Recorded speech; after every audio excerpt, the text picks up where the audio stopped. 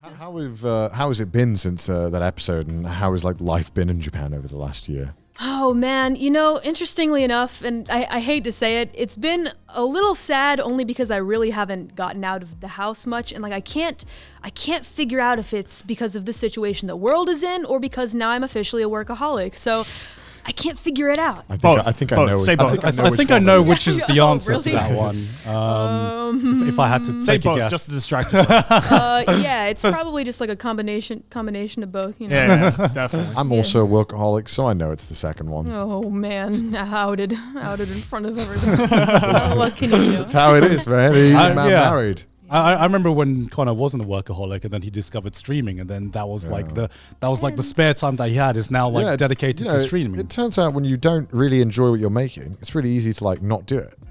But when you enjoy it, it's like really hard to not do it. Yeah, Right. It's kind of like a Spitting bars, bro. Yeah. imagine enjoying your job. Yeah, that's crazy, man. I just thought a job was something you don't enjoy, but you do because you have to do it because everyone does it. That's what my perception of jobs was when I was growing up. Yeah. I worked at McDonald's for fuck's sake. You think I liked that? I hated that. Want to know where I worked? Where, God? Remind me. Or maybe we can. Remind me. Calli, do you know where I worked before? I think I do. Remind me I again. think I remember. So I worked at the BBC before. That's right. Oh, fucking hell. Yeah, that's right. I was like, ABC now? Something like that. That's the American company. Yeah, that's right. You yeah. must have loved it because you never shut up about it. I never shut up about it because I fucking hated it. I don't bring up McDonald's every goddamn week. I love that the people repost clips of you from like years ago now talking about how you used to work at the BBC. Yeah, before it was a meme. Yeah. Before it was a meme. on Gaunt's business card, it actually says, we used to work at the BBC. Did it actually? No, it didn't. I'm like, I wouldn't put it past you to do that. Ex-BBC employee. Yeah. No, it does. It did. For the record, he's just talking shit. It never Certified said that. BBC employee. Oh, God. Oh my god. Incredible. So yeah, like, on the vein of that, do you properly see this as a job, or is it just something that you enjoy so much that it doesn't feel like a job and it's just so easy to do? That's a really good question. I mean, you know, all before this, I was also working, for example, service jobs. There was never a point in my life where I wasn't working a job. It was usually a job I didn't like, but I was saving up money to go to Japan, you know? And even when I started doing scythe swinging lessons, that was also something that I had a hard time with. Every day, waking up and feeling like going to the same thing, it like wasn't satisfying to me. I think that there are plenty of people that can work desk jobs and office jobs that love it and have a great time. Or even if they don't love it, they're fine enough with it to go home and just have a drink and content watch with your it. favorite Yeah, show. Content, and that's perfectly fine. I was under the impression that people just went to work and then they did it just so that they could like play games in the evening. That's what I thought jobs were when I was growing up. Well, I mean, I sure think for that some people it is. I think there is jobs for most people. Yeah, that's what I thought. that Yeah, I well, know. that's why then when I was like, you know, when I was doing YouTube and there was sometime I wasn't enjoying it. There was some parts I didn't enjoy. I was like, oh, this is normal. This is a normal job. But now I really like it. I'm addicted. Yeah. Which is For me, it like comes in waves, right? It depends on whether you're working, whether you enjoy what you're working on or not. Sometimes if you're really passionate about it, Fair. you know, it's just easy to do. And when you're not enjoying it, then it is a grind. You know, Right. that's the sacrifice that we make for being in very lucky positions, you know? super lucky. Yeah. But I will say it's okay to not have a passion. I just want to put that out there. It's I agree, fine I to not agree. have one. I think it's perfectly fine to just do your job that you hopefully don't hate. If you hate, if you hate it, I think you should stop it. And find a job that you don't hate at the very least, and then go home and just do your hobby, do what makes you happy. I think that's great. But if you do have a passion, then I think it's nice to at least give it a try. To try to get it, and if it doesn't work out, it doesn't work out. Unfortunately, as well, most of the time, hobbies or passions aren't monetizable passions. And then, but when you do start to monetize it, it stops becoming your hobby. We spend on this a ton, right? Like it's you know. Yeah. I mean, I think because obviously you're surrounded in media, especially by people who are passionate about something because they're there, right? Yeah. You don't get there by not being passionate. So I definitely agree that it does give you this false sense of everyone has to have a passion, right? Right. Like, no, And bro, also, it's cool. I feel like I see a lot of interviews that say things like, from people, for example, like us, who have been very successful at what we do. I see a lot of people say over and over again, just go for your dream. You can do it if you really believe and work super hard. I know that I've said something like that in the past, but I want to very quickly correct myself. Dreams are a lie. Here's the thing. Backpedal, backpedal, backpedal. pedal, back pedal. You need two things. You got to realize that you're taking a risk, you're making a gamble, because you need two things. You need to work hard and you need to be extremely lucky. And you need to have both of them. You can't just have one. You got to have both. But the problem is, if you don't work extremely hard, then there's no chance. There's no chance it'll ever happen. It's scary to take that chance in your life sometimes, because some people just don't have a safety net, and so like they fucking YOLO everything into this passion, and I'm just like, I couldn't fucking do that. Yeah, you know? like I respect anyone who has the guts to do that. Like for me, like I had to save up for like a year's worth of wages that I could live comfortably on before I was even comfortable quitting to try and do YouTube. Yeah, it could have been 3 more videos.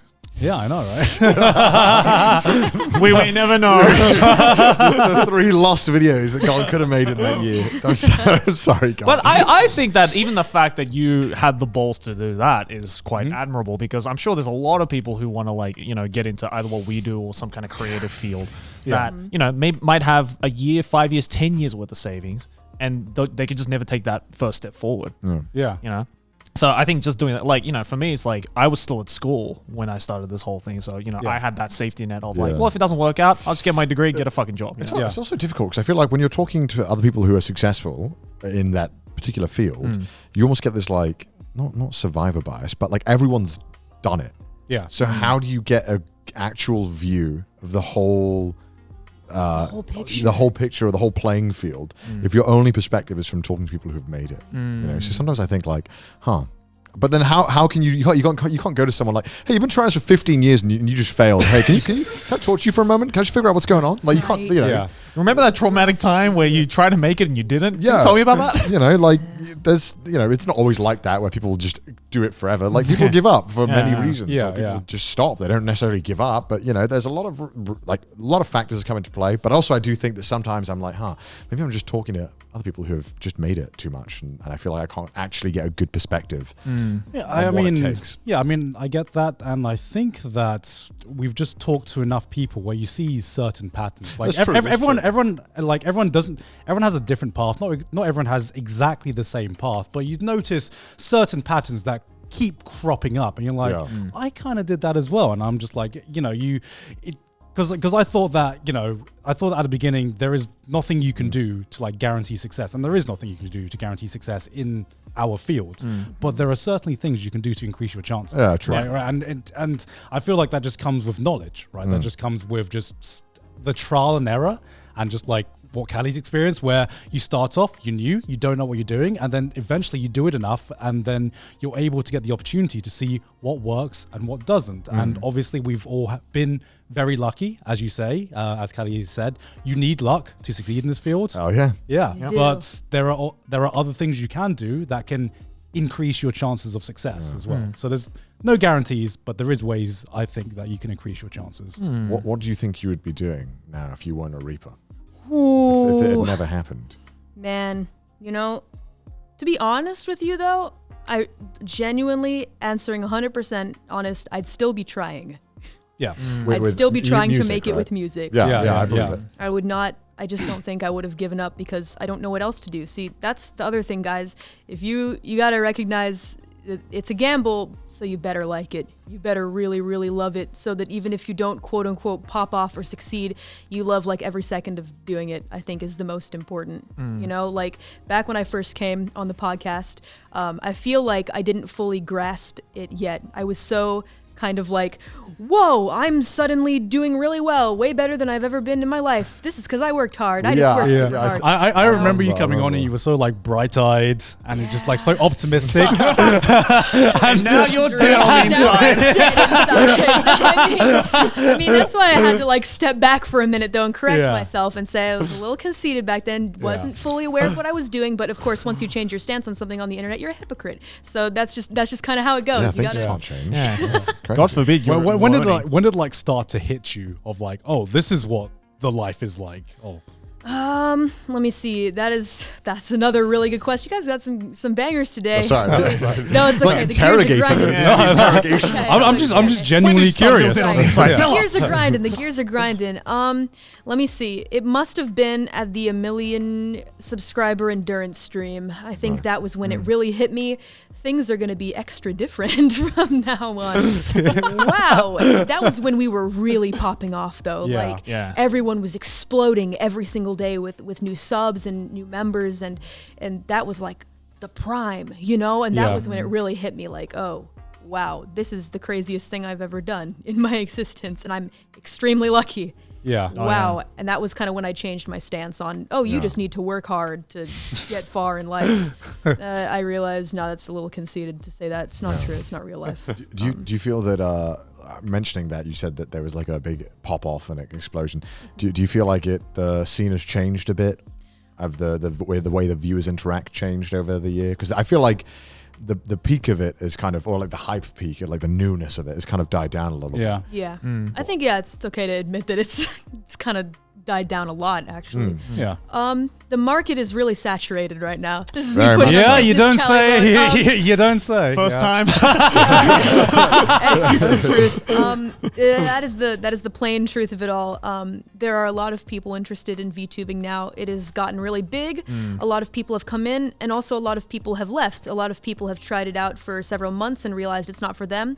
All the power to them. Good for them. But that's just kind of like how it's gone. That's how it goes with anything. You realize you're into something, you stick with it. You realize it's not your thing, you drop out, and that's cool. But that's why there's been a bit of like a wave, I think. And, everyone, I think a lot of people have, seen VTubers. They kind of know what they are, especially in like the anime sphere, I guess. And I feel like that's just how things go sometimes, the longevity of something. I hope that people continue doing this. I hope this keeps being something fun that everyone can enjoy. I think VTubers are going to be around for like the future, because I feel like we've had our popularity peak, especially in the English community, and now it is much more saturated, and but I don't think it's like died down. I think it's more like it's just leveled off. Right. It's plateaued. It's plateed. That was the word I was looking for. English language. Thank you, gentlemen. Did you learn that from Duolingo? People are coming up with new ideas every day and amazing new technology. Some of these, indie VTubers with 3D that they're doing is like mind-blowing stuff, and I think it's going to keep, evolving in its own way, and I'm really excited to see. Do you ever feel like the pressure to have to keep up, to like, keep relevant, as the word every YouTuber fucking loves? Staying relevant. Oh man, I mean, I think that's a worry for everyone, and if they say it isn't, then they're lying straight to your face. It at least is a teeny tiny bit, just a little bit, especially when it's your job. You do worry about things like that, but I feel like my interest in numbers drastically waned after, like, I feel like a lot of the core fan base came in, and we still get new deadbeats all the time. Always very welcome and opening to them. But it's like I stopped caring as much about the number situation when I started to genuinely enjoy streaming and making music, as me. Right.